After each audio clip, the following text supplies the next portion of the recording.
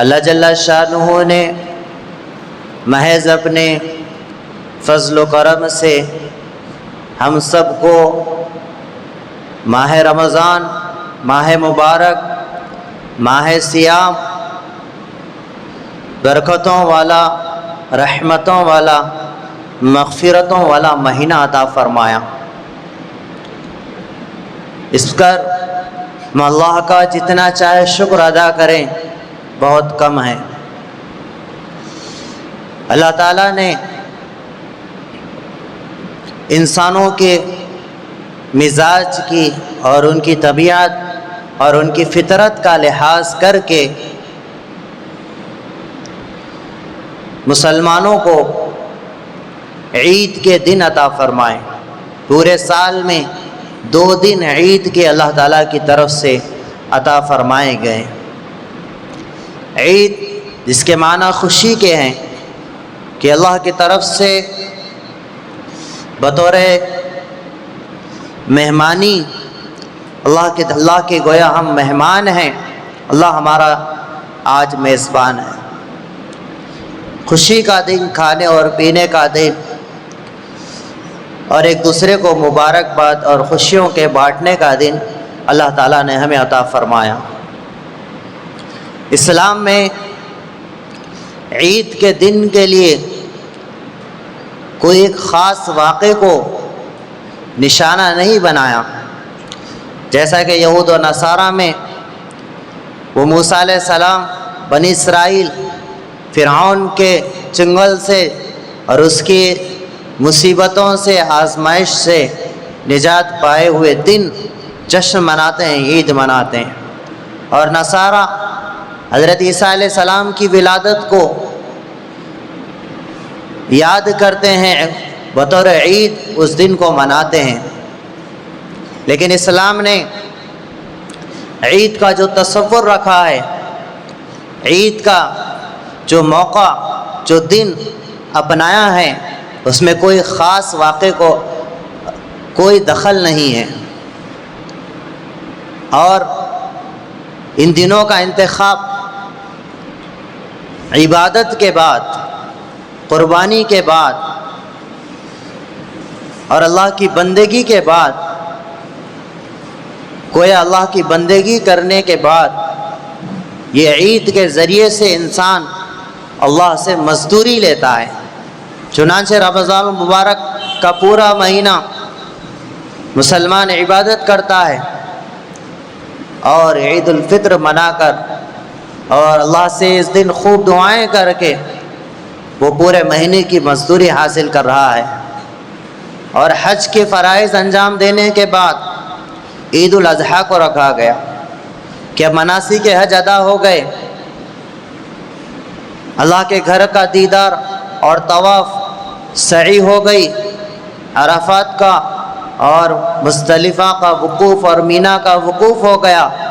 اب اس کے بعد اللہ نے عید الاضحیٰ عطا فرمائی تاکہ عبادت کے بعد انہیں میں کھلاؤں، پلاؤں اور برکتوں سے نوازوں، بخشش کے پروانے انہیں سناؤں، خوشخبریاں دوں۔ اس لیے اللہ تعالیٰ نے گویا حج کے کام انجام دینے کے بعد جس طرح ایک مزدور کو مزدوری دی جاتی ہے کام کے پورا ہونے پر، ایسے ہی حج کے ارکان ادا کرنے کے بعد عید الاضحیٰ کی نعمت اللہ تعالیٰ نے ہمیں عطا فرمائی ہے۔ اس سے پتہ چلتا ہے کہ مسلمانوں کی اور غیروں کی عیدوں کے درمیان فرق یہ ہے کہ مسلمانوں کی عید عبادت کے بعد ہوتی ہے، اور غیروں کی عید کے دن ان کے بڑوں کا کچھ نہ کچھ واقعہ، کوئی نہ کوئی واقعہ پیش آیا ہوا ہوتا ہے، اس کو وہ بطور یادگار مناتے ہیں۔ ہمارے لیے بطور یادگار کوئی عید نہیں ہے، صرف عبادت کے بعد اللہ نے ہمیں عید عطا فرمائی ہے۔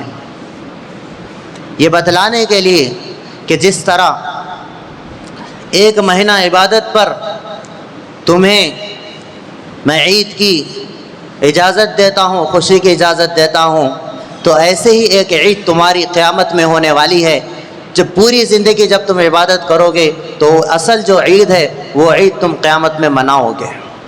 وہ عید کیا ہے؟ وہ نام اعمال کا داہنے ہاتھ میں دیا جانا، جس کو لے کر انسان خوشی کے مارے لوگوں کو بتاتا ہوا پھرے گا کہ دیکھو میں کامیاب ہو گیا، مجھے کامیابی کا سرٹیفکیٹ مل گیا، مجھے کامیابی کا پاس مل گیا، میں اب جنت میں جاؤں گا۔ اصل عید وہ ہے، اصل کامیابی وہی ہے۔ اور یہ حاصل کیسے ہوگی؟ یہ اسی وقت حاصل ہو سکتی ہے جب پوری زندگی ہماری عبادت میں گزرے۔ ایک مہینہ عبادت میں گزرا تو ایک دن عید اللہ نے عطا فرمائی، پوری زندگی عبادت میں گزرے گی تو اللہ تعالیٰ قیامت کی آخرت کے لامحدود زندگی کو عید بنائیں گے، خوشی بنائیں گے، جنت کی خوشی، جنت کا ہر دن عید کا دن، بلکہ دنیا کے عید سے لاکھوں اور کروڑوں گنا بڑھ کر خوشی کا اور مسرت کا اور انسان کی راحت اور آسائش کا اس کا دن ہوگا۔ عید کے دن اللہ تعالیٰ نے مسلمانوں کو جمع کیا، اکٹھا کیا، یہی وجہ ہے عیدگاہ میں نماز پڑھنے کو بہتر فرمایا گیا تاکہ مسلمانوں کی شان نظر آئے، مسلمان اکٹھا ہو جائیں، اتحاد کو تھامے رکھیں۔ اتحاد کو تھامنے میں دو چیزوں کا ہونا ضروری ہے، ایک یہ ہے کہ آپس کے یہ ظاہری اعتبار سے بھی ایک جگہ جمع ہو، ظاہری اعتبار سے بھی یہ اتحاد نظر آئے، ان میں آپس میں کوئی اختلاف، کوئی دشمنی، کوئی عداوت باقی نہ رہے، کوئی حسد، کوئی بغض اور کوئی ان کے درمیان کچھ باقی نہ رہے، اور جس کو بنیاد بنا کر وہ ظاہری طور پر اکٹھا نہ ہو سکیں، ایسا بھی نہ ہو بلکہ یہ اکٹھا ہو جائیں، ایک جگہ جمع ہو جائیں۔ یہ ہے ظاہری اتحاد۔ ایک اتحاد ہے باطنی اتحاد۔ وہ باطنی اتحاد یہ ہے کہ ہر مسلمان کے تعلق سے ہمارا دل صاف ہو، کسی کے تعلق سے ہمارے دل میں بغض نہ ہو، کینہ نہ ہو، حسد نہ ہو، دشمنی نہ ہو، نقصان پہنچانے کا ہمارے اندر داعیہ اور جذبہ اور ارادہ نہ ہو۔ یہ ہے باطنی یکجائی اور باطنی اتحاد۔ جب ظاہر اور باطنی اتحاد دو مل جاتے ہیں تو پھر وہ قوم اور ملت کو کوئی توڑ نہیں سکتا، کوئی برباد نہیں کر سکتا، کوئی نقصان نہیں پہنچا سکتا۔ ایک باپ نے اپنے بیٹوں کو اتحاد کی طاقت بتلانے کے لیے ایک مثال کے ذریعے انہیں سمجھایا۔ 6-7 بیٹوں کو اکٹھا کیا، لائن سے کھڑا کیا اور 4-5-6 جتنے لڑکے تھے اتنے لکڑیاں منگوا کر ان کو ایک جگہ باندھ دیا۔ باندھنے کے بعد ایک ایک بیٹے سے کہنے لگا کہ یہ جو باندھا ہوا گٹھر ہے لکڑیوں کا، اس کو توڑ کر دکھاؤ۔ چنانچہ سارے بیٹوں نے کوشش کی لیکن کوئی نہیں توڑ پایا۔ پھر اس کے بعد اس نے حکم دیا کہ اس گٹھر کو کھول دیا جائے اور کہا جائے کہ ایک ایک لکڑی کو توڑ دو۔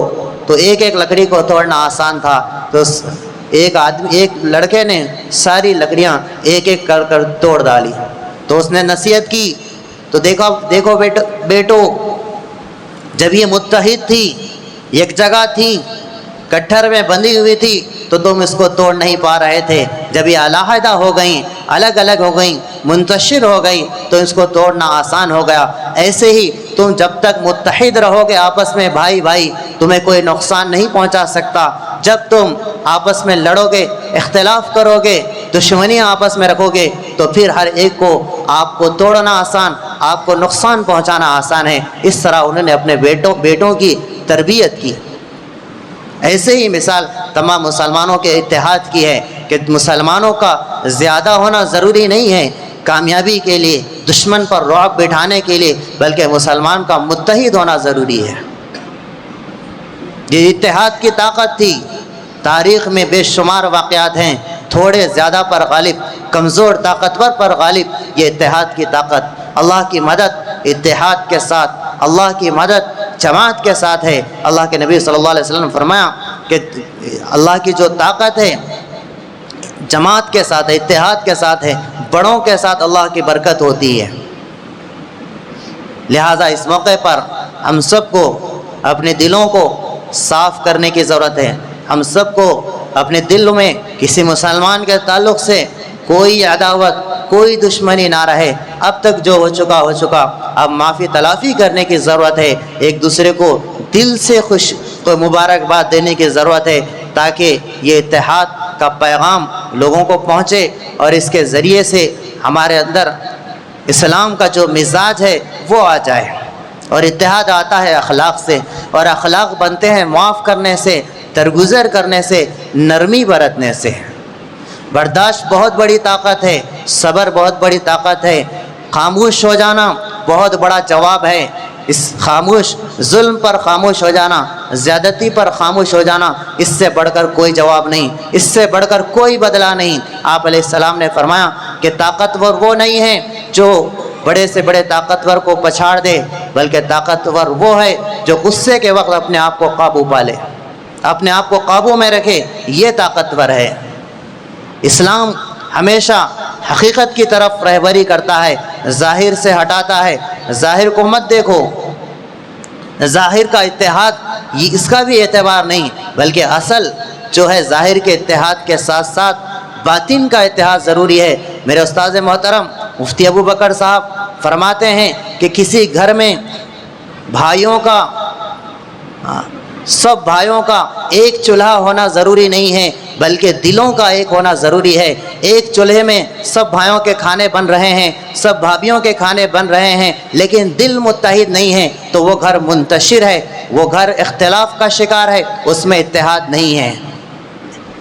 لیکن ایک گھر ایسا ہے سب بھائیوں کے گھر کھانے الگ الگ بن رہے ہیں لیکن دل جڑے ہوئے ہیں، آپس میں کسی بھائی کے تعلق سے کوئی دشمنی نہیں ہے، تو وہ گھر متحد ہے، وہ گھر میں کوئی اختلاف نہیں ہے، وہ گھر اسلام کے مطابق ہے، اسلام کے مزاج کے مطابق ہے وہ گھر. تو اصل دلوں کا اتحاد ہے. دل صاف ہو، دل صاف ہوں گے، شفاف ہوں گے تو وہ عید کی نماز سے گناہوں سے پاک لوٹے گا، گناہوں سے صاف لوٹے گا. اللہ تعالیٰ گناہوں کی پاکیزگی کے لیے اللہ تعالیٰ یہ مہینہ ہم کو عطا فرمایا، اور عید کے دن اس کی خوشخبری سنائی کہ عیدگاہ سے جاؤ گے تو تم گناہوں سے پاک شفاف ہو کر جاؤ گے. دو خوشیاں روزے دار کو ملتی ہیں، جیسا کہ آپ علیہ السلام نے فرمایا وَلِلصَّائِمِ فَرْحَتَانِ يَفْرَحُهُمَا. روزے دار کے لیے دو خوشخبریاں ہیں. ایک خوشخبری تو آج کے دن کی خوشخبری ہے اذا افطر فرح بفطرہ، آج عید الفطر کے دن اس کو خوشی ملے گی. اور اس روزے کی برکت سے ماہ مہمان، ماہ صیام، ماہ رمضان کی عبادت کی برکت سے ایک خوشی اسے ملے گی اذا لقی ربہ فرح بصومہ، جب وہ اپنے رب سے ملاقات کرے گا تو روزے کی ثمرات اور اس کے برکات اور اس کا ثواب کو دیکھے گا تو اس کو جب اللہ کے یہاں خوشی محسوس ہوگی، وہ خوشی روزے کی وجہ سے اس کو محسوس ہوگی. اللہ رب العزت سے دعا ہے کہ اللہ تعالیٰ ہم سب کو یہاں کی بھی خوشیاں نصیب فرمائیں اور اللہ سے ملاقات کی بھی خوشیاں نصیب فرمائیں اور ہم سب کی بخشش فرمائیں، ہمارے مرحومین کی بخشش فرمائیں.